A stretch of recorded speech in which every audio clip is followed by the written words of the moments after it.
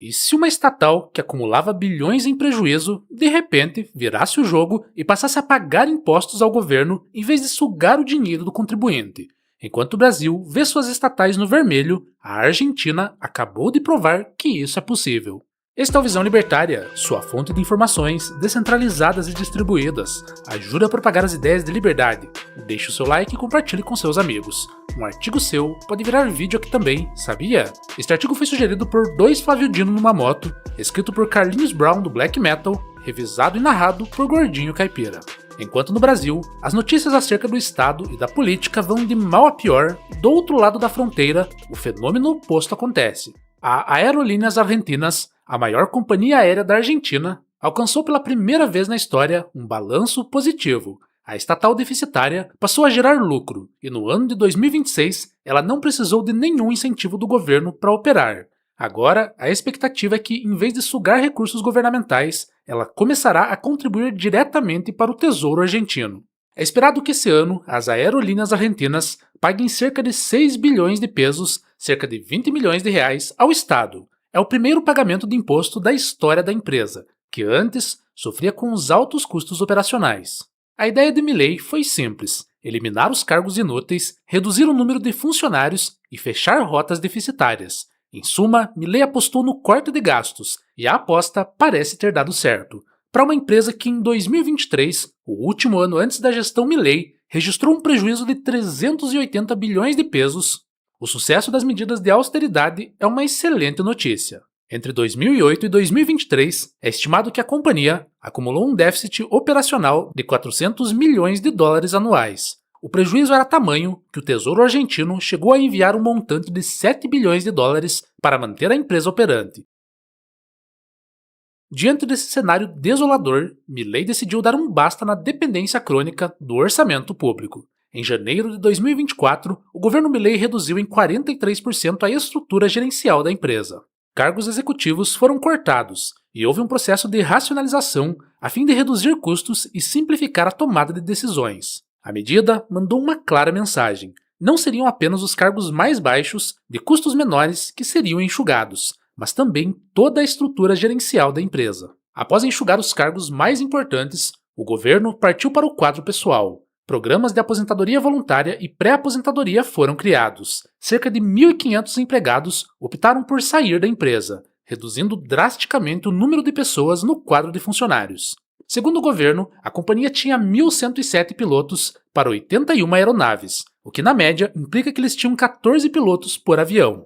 Para cada aeronave, a empresa contava com 125 empregados.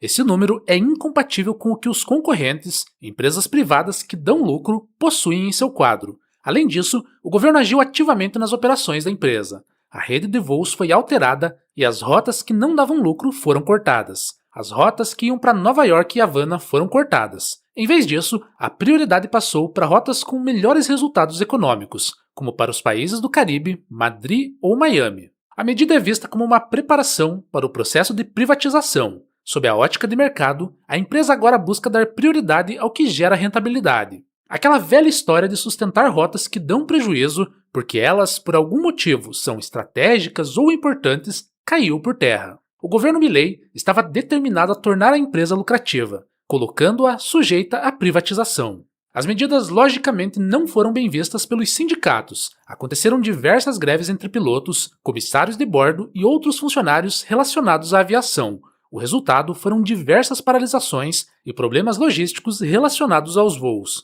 O governo, através da negociação, conseguiu encontrar alternativas para flexibilizar determinadas condições de trabalho e aumentar a produtividade. Agora, com um superávit de 112,7 milhões de dólares, a empresa consegue operar sem os subsídios estatais. Os números impressionam quando comparados com os dados de 2008 a 2023. Que mostravam um déficit anual de 400 milhões de dólares. O pagamento de 7 bilhões de dólares em aportes, que vieram diretamente do bolso dos trabalhadores argentinos, não precisará ser feito novamente. Essa é uma vitória não apenas de Milei, mas também da população argentina, que não precisará mais financiar uma empresa ineficiente. As medidas do governo Milei foram medidas empresariais básicas, que visavam eliminar o prejuízo a fim de tornar toda a operação da Aerolíneas Argentina viável. Os argentinos não devem subsidiar passagens grátis para famílias de funcionários e nem rotas deficitárias por pressão política. As decisões empresariais devem ser tomadas de acordo com a demanda do mercado, que dá os sinais necessários através do lucro ou do prejuízo. Nesse caso, a ineficiência da empresa era, em grande parte, auto-infligida. O que Milei fez foi parar de dar veneno para um paciente doente. Entretanto, é claro que nada disso será suficiente se a empresa continuar sendo uma estatal. Caso um novo presidente assuma o poder, as políticas referentes à empresa podem mudar. Voltando para a estaca zero, o lucro atual é sem dúvidas melhor do que o prejuízo que assolava a companhia. Porém, uma empresa privada, sujeita à concorrência real e ao mercado, é mais eficiente e ética, já que não utiliza recursos retirados sem o consentimento da população para se financiar. Trazendo para a realidade brasileira, várias empresas estatais por aqui operam com a certeza de que o governo vai cobrir os buracos da sua má administração. Os Correios, por exemplo, registram prejuízos recorrentes, quadros de funcionários inchados e muita ineficiência política. Mesmo quando apresentam os raros resultados positivos, eles são frágeis e costumam voltar ao patamar anterior rapidamente. Outras estatais brasileiras, como a Petrobras e a Eletrobras, também sofrem com problemas similares. A Petrobras possui períodos de preço artificialmente controlados, além da própria empresa servir como instrumento de política energética e de emprego. Mesmo gerando lucro, a Petrobras sofre com a ineficiência política, como denunciado pela Operação Lava Jato. Fora isso, as estatais oferecem planos de saúde generosos, estabilidade excessiva e sindicatos fortes que defendem benefícios acima da média do mercado. Quando comparadas a empresas privadas similares, a discrepância da produtividade fica escancarada. As empresas são cabides de emprego para funcionários que não têm incentivos para oferecer um bom serviço. Mas o grande ponto que conecta a Aerolíneas Argentinas às estatais do Brasil está na gestão. Uma gestão técnica boa não é a solução definitiva para os problemas. Entre 2017 e 2021, os Correios obtiveram resultados positivos consecutivos. A partir de 2022, a situação mudou e a estatal registrou resultados negativos, agravados por obrigações judiciais e trabalhistas passadas. Como dito anteriormente, basta apenas um novo político entrar que as medidas de austeridade podem ser revertidas. Sem o risco real de falência, o Estado pode sempre injetar dinheiro sob qualquer justificativa. A privatização resolveria o problema de interferência política e, consequentemente, melhoraria os serviços.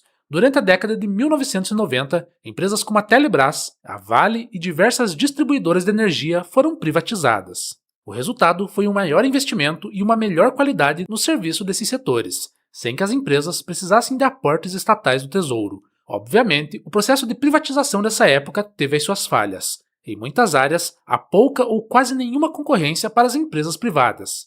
Porém, ainda diante de uma privatização falha, o cenário atual é melhor do que o cenário anterior.